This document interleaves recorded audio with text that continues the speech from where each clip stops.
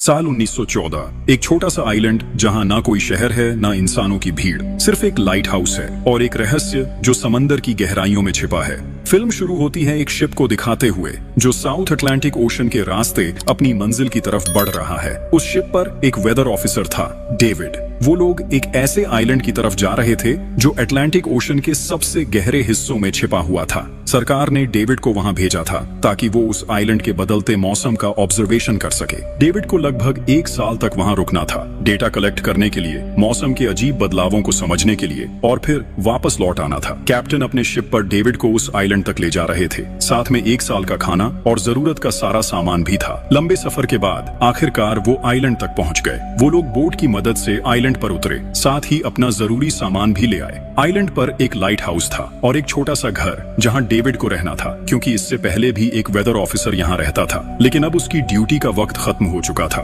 आज से डेविड इस आइलैंड का नया वेदर ऑफिसर बन गया था और पुराना ऑफिसर रॉबर्ट अब कैप्टन एक्सेल के शिप में घर लौटने वाला था। लेकिन उस घर में जाकर वो लोग हैरान रह गए। किसी भी इंसान का नामो निशान नहीं था। रूम के अंदर फर्नीचर बिखरे हुए थे, सब कुछ उल्टा पुल्टा था। शायद लाइट हाउस में कोई हो सकता है।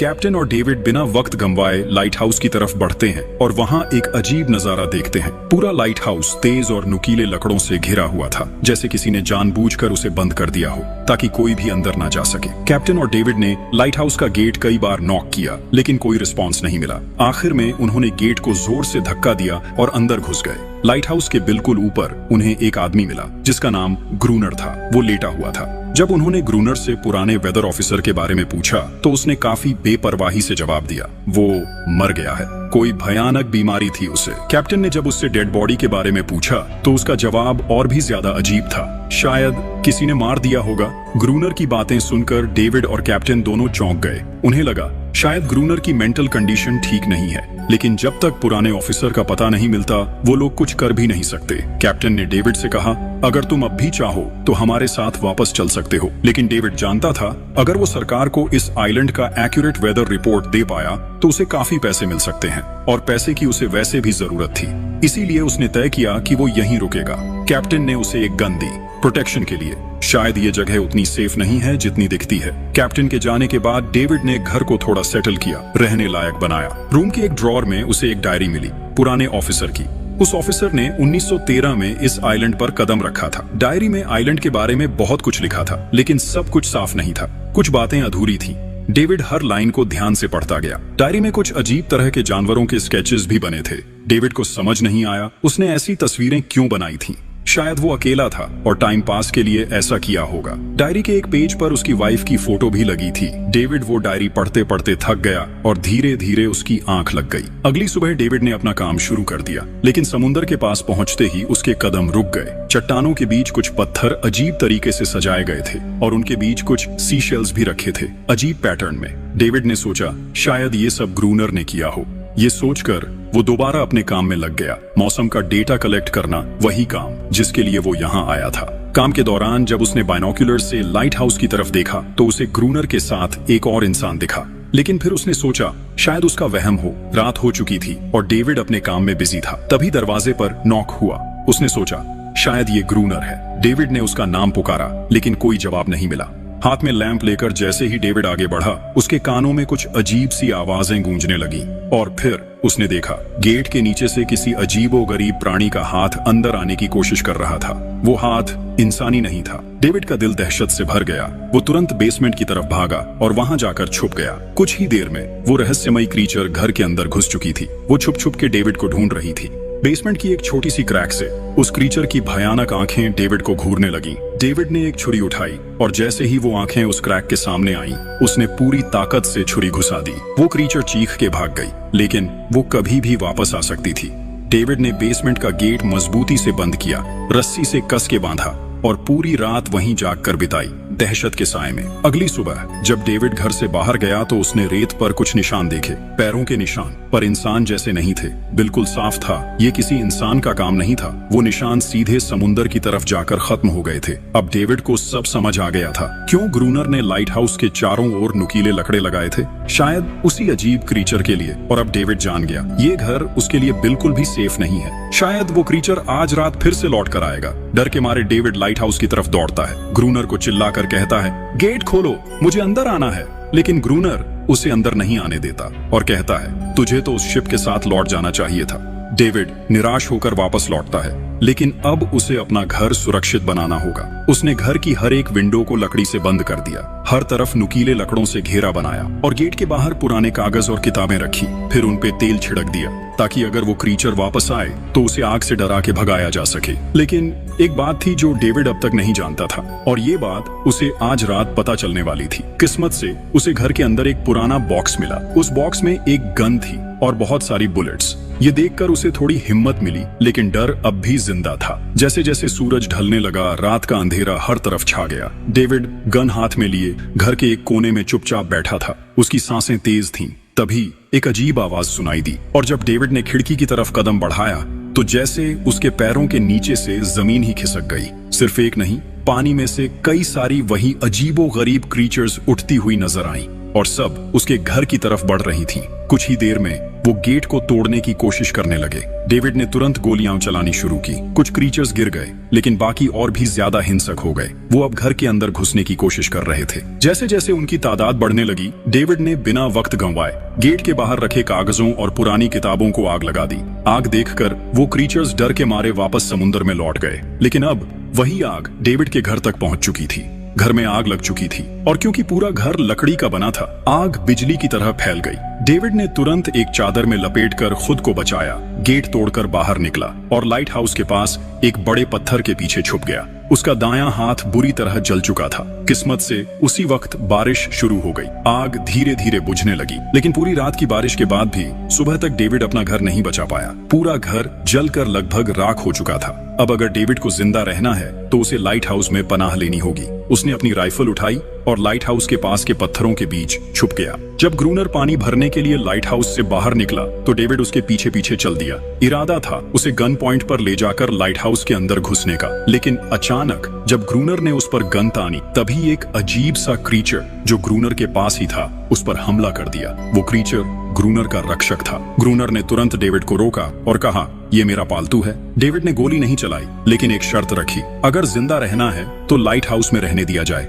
उसके पास 1 साल के लिए काफी गन पाउडर था और इतना खाना भी था कि दोनों बच सके।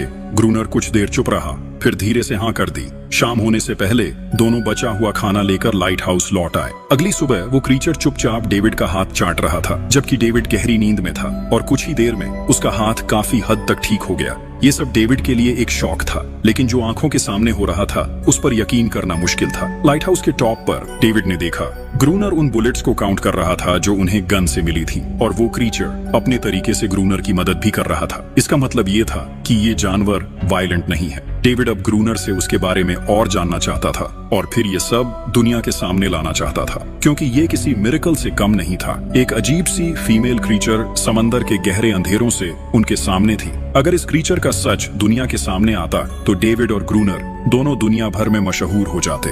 लेकिन ग्रूनर को ये सब नहीं चाहिए। वो इस आइलैंड से कहीं नहीं जाना चाहता। ग्रूनर के पास कोई अपना नहीं था। उसके हिसाब से सोसाइटी में कोई भी अकेला नहीं रह सकता। हर किसी को किसी न किसी का गुलाम या नौकर बन के रहना पड़ता है। इसीलिए उसके लिए ये आइलैंड परफेक्ट था। ये जगह जहां वो अपने आप को एक किंग समझता था, अपनी मर्जी का मालिक। इसी वजह से उसने आइलैंड के कई हिस्सों में लिख दिया था, ग्रूनर इज किंग। लेकिन वो अजीब सी फीमेल क्रीचर उसकी पालतू कैसे बन गई?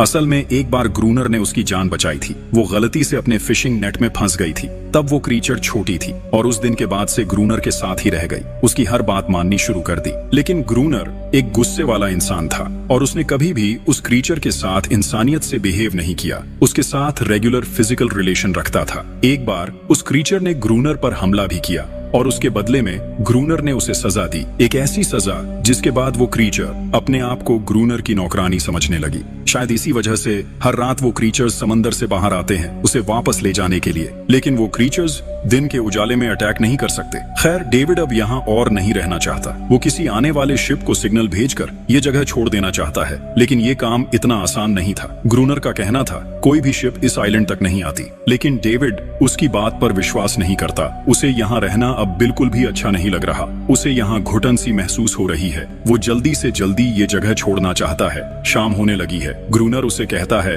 गन लेकर रेडी हो जा, क्योंकि वो क्रीचर्स कभी भी हमला कर सकते हैं। वो लाइट हाउस की लाइट ऑन करने के लिए तैयार हो जाते हैं और कुछ ही देर में समंदर से एक बड़ी तादाद में क्रीचर्स निकलकर बाहर आते हैं। वो लाइट हाउस की तरफ बढ़ते जा रहे हैं। ग्रूनर उन पर लगातार फायर करता जा रहा था, लेकिन डेविड पूरी तरह से डर गया था। वो लाइट हाउस के अंदर की तरफ पीछे हटने लगा। ग्रूनर के बार बार कहने के बाद भी वो बस एक कोने में चुपचाप बैठा रहा और कुछ ही देर में डेविड बेहोश हो गया। ग्रूनर अकेला उन क्रीचर्स से लड़ता रहा। अगली सुबह ग्रूनर ने गुस्से में उसे उठाया और कहा, अगर तुझे लाइट हाउस में रहना है तो मेरी हर बात माननी पड़ेगी। रोजाना पानी भर के लाना, लाइट हाउस के छोटे बड़े काम करना और रात को उसके साथ गार्ड ड्यूटी भी देना। चाहे डेविड चाहे या ना चाहे, ये सब करना उसके लिए मजबूरी बन गई थी। जिंदा रहने के लिए उसे लाइट हाउस में रहना ही पड़ेगा। डेविड अब ग्रूनर के सारे काम करने को तैयार था, लेकिन एक चीज थी जो उसे कभी पसंद नहीं आई। रोज रोज उस फीमेल क्रीचर को अलग अलग तरीकों से फिजिकली टॉर्चर करना। लेकिन जो इंसान सालों से इस सुनसान आइलैंड पे अकेला रह रहा हो, उसका मेंटल स्टेट थोड़ा बिगड़ना बनता है। डेविड भी कुछ ऐसा ही सोचता है। शायद ग्रूनर का दिमाग अब ठीक नहीं है, लेकिन फिर भी उसकी बात माननी पड़ती है। रात होती है। दोनों फिर से गार्ड ड्यूटी के लिए तैयार हो जाते हैं और एक बार फिर वो क्रीचर्स समंदर से निकलकर बाहर आते हैं। लेकिन आज डेविड को डर नहीं लग रहा। उसने फायर किया, पर आज ग्रूनर कुछ भी नहीं करता। वो डेविड को बाहर छोड़कर लाइट हाउस का गेट बंद कर देता है और खुद चुपचाप अंदर बैठ जाता है, ताकि डेविड खुद सीख सके कि इन क्रीचर्स से कैसे लड़ा जाता है, वरना वो लड़ते लड़ते मर जाएगा। डेविड चीख कर मदद मांगता है, लेकिन ग्रूनर उसकी मदद नहीं करता। इसी तरह लड़ते लड़ते वो रात कट जाती है और सुबह हो जाती है। सुबह ग्रूनर ने देखा डेविड लाइट हाउस के गेट के बाहर खून में लथपथ बैठा था। अब उसने सीख लिया था इन क्रीचर्स से कैसे लड़ना है। उसके अंदर का डर जा चुका था। इसी तरह वक्त गुजरता गया, रातों को उन क्रीचर्स से लड़ते हुए और दिन भर ग्रूनर के लाइट हाउस के काम संभालते हुए। ये आइलैंड अब उसके लिए एक बंद घर जैसा हो गया था। वो हर वक्त ये सोचता रहता कि कब ये जगह छोड़े, कब आजाद हो। समय के साथ साथ डेविड का उस फीमेल क्रीचर के साथ एक अजीब सी दोस्ती बन गई थी। डेविड को उसके लिए अब बुरा लगने लगा था। अब उसे समझ आया था कि अपने लोगों को छोड़कर अकेला रहना कितना मुश्किल होता है। शायद वो क्रीचर भी कुछ ऐसा ही महसूस करती थी। डेविड ने उस क्रीचर को एक नाम भी दिया, एनेरियस। और फिर एक दिन उन्होंने देखा कि उन क्रीचर्स के अटैक्स धीरे धीरे कम हो रहे हैं। डेविड सोचता है शायद सर्दियों में वो कहीं और चले जाते हैं, जैसे वेल्स करती हैं, या फिर शायद उन्हें समझ आ गया था इन दोनों से लड़कर कुछ नहीं मिलेगा। लेकिन ग्रूनर ने उसे साफ कह दिया, बिल्कुल नहीं, वो फिर से अटैक करेंगे। अब वो खुद को रिप्रोड्यूस कर रहे हैं। उनकी तादाद बढ़ती जा रही है। कुछ और दिन ऐसे ही गुजर गए। एक रात डिनर के बाद ग्रूनर और डेविड ने वक्त काटने के लिए चेस खेलना शुरू किया, लेकिन यहीं पे ग्रूनर से एक बड़ी गलती हो गई। वो दोनों खेल में इतने उलझ गए कि लाइट हाउस की लाइट्स ऑन करना ही भूल गए और अंधेरे का फायदा उठाकर क्रीचर्स ने उन पे अटैक कर दिया। डेविड ने देखा वो क्रीचर्स अब ब्रीड कर चुके हैं। उनकी तादाद इतनी ज्यादा थी कि दो लोग मिलकर भी ज्यादा देर तक नहीं लड़ सकते थे। गन्स के बुलेट्स भी ऑलमोस्ट खत्म हो चुके थे। किसी तरह बचते बचाते वो लाइट हाउस के टॉप तक पहुंच गए, लेकिन इस बीच ग्रूनर के पैर में गहरी चोट लग गई। वो क्रीचर्स लाइट हाउस में घुसने की कोशिश कर रहे हैं और डेविड और ग्रूनर को कहीं से भी बचने का रास्ता नजर नहीं आ रहा। उन्होंने हार मान ली, लेकिन खुशकिस्मती से सुबह हो गई थी। जैसे ही सूरज धीरे धीरे उभरता है, वो क्रीचर्स लाइट हाउस छोड़ के समुंदर में वापस चले जाते हैं। अनारियस ग्रूनर के जख्म को ठीक करने की कोशिश करती है, लेकिन अब तक डेविड को समझ आ चुका था कि वो इन क्रीचर्स के साथ ये लड़ाई जीत नहीं सकते। बुलेट्स भी अब खत्म होने के करीब हैं। उनके पास खाना भी इतना नहीं है कि ये ज्यादा देर तक चल सके। अगले दिन खुशकिस्मती से जब डेविड लाइट हाउस के बाहर इधर उधर घूम रहा था, उसने समुंदर में एक जहाज देखा। वो जल्दी से अंदर से फ्लेयर गन लाया और जहाज को सिग्नल देने गया, लेकिन ग्रूनर ने उसे रोक दिया क्योंकि वो नहीं चाहता कि डेविड यहाँ से जाए। उसी वक्त अनारियस ने ग्रूनर पे हमला कर दिया। वो डेविड को ग्रूनर से बचाना चाहती थी। ग्रूनर किसी को भी ये आइलैंड छोड़ने नहीं देना चाहता। ये आइलैंड उसकी अपनी दुनिया है, जहाँ वो एक किंग की तरह रहता है, एक सर्वेंट है जो उसकी हर बात मानती है। वो इस जिंदगी को छोड़कर शहर वापस नहीं जाना चाहता और वो डेविड को भी जाने नहीं देना चाहता। इतने टाइम से अकेला रहने के बाद अब उसके पास कोई था जिससे वो बात कर सकता था। धीरे धीरे वो शिप डेविड की आंखों के सामने समुंदर में गायब हो गई। अब उसके पास कुछ भी करने को नहीं था। ऐसे ही कुछ और दिन बीत गए। ग्रूनर, डेविड और अनारियस दोनों के साथ अब भी बुरा बर्ताव कर रहा था, लेकिन अनारियस को वो खास तौर पे मारता था जो डेविड को बिल्कुल पसंद नहीं था। एक दिन डेविड ने एनारियस को एक छोटी टॉय बोट गिफ्ट में दी जो उसने वेल की हड्डियों से बनाई थी। शायद इससे एनारियस का मन थोड़ा हल्का हो जाए, लेकिन जब एनारियस ने उस बोट को देखा तो वो डेविड को आइलैंड के एक ऐसे कोने में ले गई जहां वाकई एक असली बोट रखी थी। जब डेविड ने उस बोट के बारे में ग्रूनर से पूछा तो उसने कहा हाँ, उसे ऑलरेडी पता था कि आइलैंड के उस हिस्से में एक बोट है। कुछ महीने पहले एक आर्म्स स्मगलिंग शिप जो बहुत सारा गोला बारूद ले जा रही थी, समुद्र में आई तूफान की वजह से इसी आइलैंड के पास डूब गई थी। कुछ लोग इस आइलैंड तक बोट के थ्रू जिंदा पहुंच गए थे, लेकिन सुबह होने से पहले उनमें से कोई भी जिंदा नहीं बचा। सभी उस क्रीचर का शिकार बन गए। ये सब सुनते ही डेविड के दिमाग में एक प्लान आया। उनके पास एक डाइविंग सूट जैसा कुछ था। अगर उनमें से कोई उस सूट को पहनकर समुद्र के उस हिस्से में डाइव करे तो हो सकता है उन्हें कोई बुलेट्स या डायनामाइट मिल जाए जिससे उन मॉन्स्टर्स से लड़ना आसान हो जाए। लेकिन ग्रूनर ने इस बात से सीधा मना कर दिया। वो उस समुद्र के पास भी नहीं जाना चाहता था, पर डेविड अपनी जान के खतरे पर भी ये काम करने को तैयार था। कुछ और दिन इसी तरह गुजर गए। डेविड और एनारियस के बीच एक गहरा कनेक्शन बनने लगा। डेविड उसे पसंद करने लगा था। ये सब ग्रूनर ने चुपके से देख लिया और उसी वक्त पहली बार उसके मन में ये ख्याल आया, शायद उसे डेविड की मदद करनी चाहिए।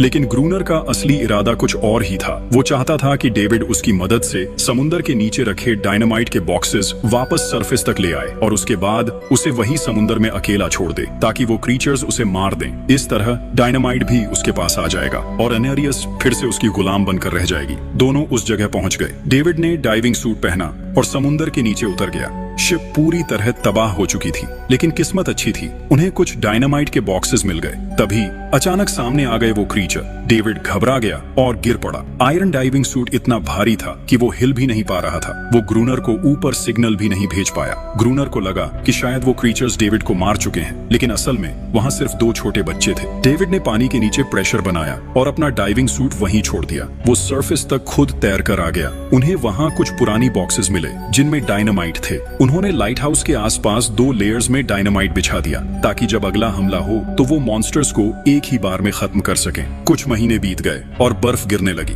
लेकिन एक बार फिर वो क्रीचर्स गायब हो गए। अटैक बंद हो चुके थे। अब उनका मेन काम था लाइट हाउस चलाना और हमेशा की तरह पहरा देना। ग्रूनर का सब्र अब टूट चुका था। शायद एनेरियस ने उन मॉन्स्टर्स को डायनामाइट वाले प्लान के बारे में बता दिया था, इसीलिए अब वो अटैक नहीं कर रहे थे। ग्रूनर गुस्से से पागल हो गया और एनेरियस को पीटना शुरू कर दिया, लेकिन डेविड ने उसे रोक लिया। आखिर में दोनों ने मिलकर एक नया प्लान बनाया, लाइट हाउस का मेन गेट खुला छोड़ने का, ताकि जैसे ही वो क्रीचर्स पास आए डायनामाइट से उड़ा दिए जाएं। कुछ ही देर में वो क्रीचर्स समुद्र से बाहर निकलने लगे। वो सीधे मेन गेट की तरफ बढ़े और अंदर घुसते ही डेविड पर हमला कर दिया। डेविड भी हिम्मत दिखाता है और उन मॉन्स्टर्स से टकराता है। जैसे ही वो क्रीचर्स लाइट हाउस के पास पहुंचते हैं, ग्रूनर डायनामाइट का लीवर दबा देता है, लेकिन ब्लास्ट नहीं होता। डेविड ने उसका कनेक्शन खोल दिया था। वो उसे दोबारा जोड़ना भूल गया था। डेविड तुरंत ऊपर भागता है और डायनामाइट का वायर जोड़ना शुरू करता है। तब तक वो क्रीचर्स लाइट हाउस पर चढ़ने की कोशिश कर रहे होते हैं, जिन्हें सिर्फ ग्रूनर रोकने की कोशिश कर रहा होता है, अकेला। जैसे ही कनेक्शन पूरा होता है,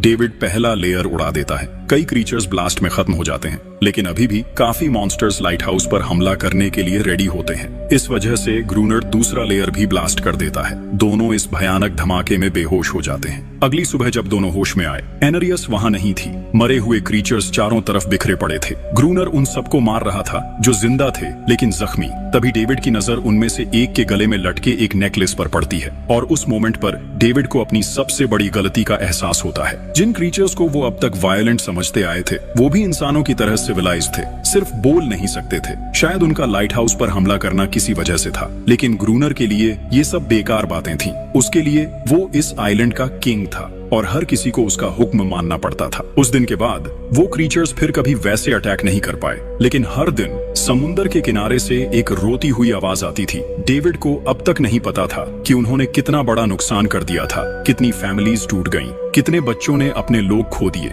सिर्फ एक गलतफहमी की वजह से। अगले दिन डेविड ने समुद्र में उन क्रीचर्स के कुछ छोटे छोटे बच्चों को देखा, वो सब जिन्होंने अपने परिवार खो दिए थे। डेविड ने पत्थरों का एक गोल सर्कल बनाया और उसके बीच में वो छोटी टॉय बोट रख दी ताकि एनारियस वापस लौट आए। लेकिन कितना भी इंतजार किया, एनारियस कभी वापस नहीं आई। एक सुबह डेविड ने देखा ग्रूनर बेहोश पड़ा था। उसके आसपास कुछ पुरानी चीजें रखी थीं। उनमें एक पुरानी तस्वीर भी थी और जैसे ही डेविड ने उस तस्वीर को देखा, वो हैरान रह गया। वो लड़की जिसका फोटो उसने पहले दिन ग्रूनर की डायरी में देखा था, वो कोई और नहीं, उसकी पत्नी थी। ग्रूनर की एक वाइफ थी और वो इस लाइट हाउस का वेदर ऑफिसर था जो लगभग 1 साल पहले इस आइलैंड पर आया था। उसका असली नाम रॉबर्ट था, लेकिन उसने अपना नाम बदल लिया था क्योंकि अब वो कभी ये आइलैंड छोड़ना नहीं चाहता था। ये सब देखकर डेविड ने भी ये उम्मीद छोड़ दी कि वो कभी इस आइलैंड से जा पाएगा।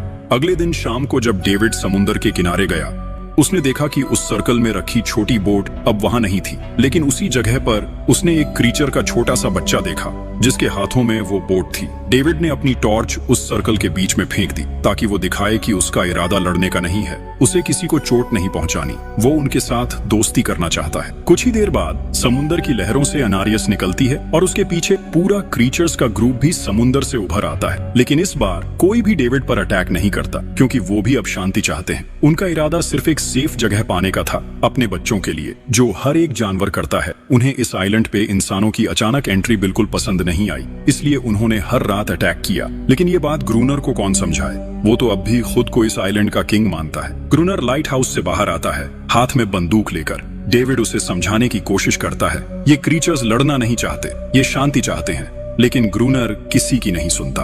वो अनारियस को चीख कर कहता है अंदर चली जाओ। लेकिन ये पहली बार था जब अनारियस ने उसकी बात नहीं मानी, क्योंकि अब वो उसकी नौकरानी नहीं रही, अब वो सिर्फ एक माँ थी जो अपने बच्चों के लिए खड़ी थी। ग्रूनर अंदर से कमजोर महसूस करने लगता है क्योंकि अब कोई भी उसका हुक्म नहीं मान रहा था। गुस्से में उसने लाइट हाउस की तरफ कदम बढ़ाए। डेविड को लगा शायद ग्रूनर को अब समझ आ गया होगा कि हर एक जानवर आजादी चाहता है, कोई भी किसी का गुलाम बनकर नहीं जीना चाहता। लेकिन ग्रूनर समझदार इंसान नहीं था। जैसे ही वो लाइट हाउस पहुंचा, उसने सिग्नल गन से एक फ्लेयर छोड़ी जो सीधा जाकर एक छोटे क्रीचर के बच्चे से टकरा गई। उस बच्चे की तुरंत मौत हो गई। सभी क्रीचर्स डर के मारे भाग गए और अनारियस ने भी डेविड पर से अपना पूरा भरोसा खो दिया। गुस्से से पागल डेविड तुरंत लाइट हाउस की तरफ भागता है और ग्रूनर से टकरा जाता है, उससे लड़ने लगता है। क्यों किया तूने ये सब? ये लोग तो बस शांति चाहते थे। लेकिन ग्रूनर इतना वायलेंट हो चुका था कि उसने डेविड को मारने का फैसला कर लिया। हाथ में एक्स लेकर जैसे ही वो डेविड पर वार करने जा रहा था, डेविड ने उसे उसके असली नाम से पुकारा, रॉबर्ट। ये सुनकर ग्रूनर एकदम रुक गया। असल में रॉबर्ट ऐसा इंसान कभी था ही नहीं। इस आइलैंड पर आने के बाद उसकी मेंटल स्टेट लगभग टूट चुकी थी। अकेलापन, अपनी वाइफ की मौत और गहरा डिप्रेशन, इन सब ने उसे ऐसा बना दिया था। वो असल में कोई किलर नहीं था, वो एक अच्छा इंसान था। वो क्रीचर्स कभी लड़ना नहीं चाहते थे, वो बस शांति चाहते थे। ग्रूनर ने उन्हें सिर्फ इसलिए मारा ताकि वो खुद को पावरफुल दिखा सके, और अब ग्रूनर को अपनी गलती का एहसास हो चुका था, इसलिए उसने खुद को उन क्रीचर्स के सामने सरेंडर कर दिया और कुछ ही पलों में उन्होंने उसे मार दिया। डेविड लाइट हाउस के अंदर खुद को लॉक कर लेता है। वक्त ऐसे ही बीतता चला जाता है और 1 साल बाद आइलैंड पर एक गवर्नमेंट ऑफिसर आता है, साथ में एक नया वेदर ऑफिसर भी होता है। डेविड को वहां से ले जाया गया और अब नए गवर्नमेंट ऑफिसर ने इस आइलैंड पर वेदर मॉनिटर करना शुरू किया। लेकिन उस ऑफिसर को लगा कि डेविड ही ग्रूनर है और डेविड ने भी उनकी इस गलतफहमी को ठीक नहीं किया। वो चुपचाप बैल्कनी पर गया और खड़ा हो गया बिना कुछ कहे, क्योंकि अब वो भी इस आइलैंड को छोड़ना नहीं चाहता था, बिल्कुल ग्रूनर की तरह। इसी दौरान अनारियस भी अपने परिवार के साथ खुश थी। अब उन्हें किसी ग्रूनर जैसे आदमी का डर नहीं था। अब वो आइलैंड पर भी और समुंदर में भी आजादी से जी सकते थे।